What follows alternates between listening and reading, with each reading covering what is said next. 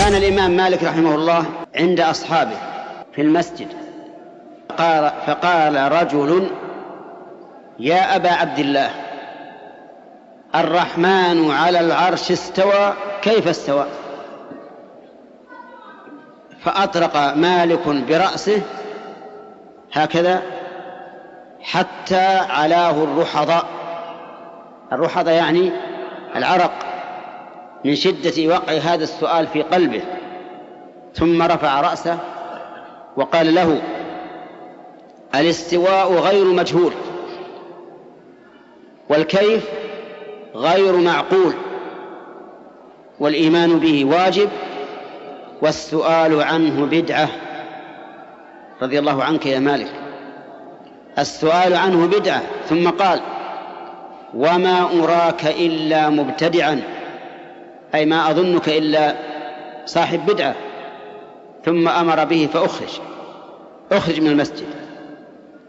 طيب، ما الذي أنكره على مالك على هذا السائل؟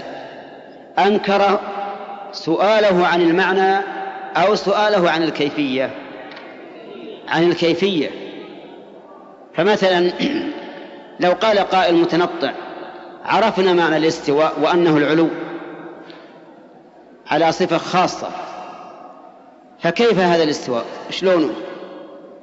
نقول: هذا السؤال بدعة، لا تسأل، هذا السؤال بدعة. وقول مالك ما أراك إلا مبتدعا يحتمل معنيين: أحدهما أن هذا السؤال ديدن أهل البدع، هم الذين يسألون عن كيفية الصفات من أجل أن يحرجوا المثبتين للصفات. فمثل يقول لك: استوى، أن ترى أنه استواء حقيقي؟ قلت: نعم. قال: كيف؟ اشرح لي هذا الاستواء. فيحرجون الذين يثبتون الصفات.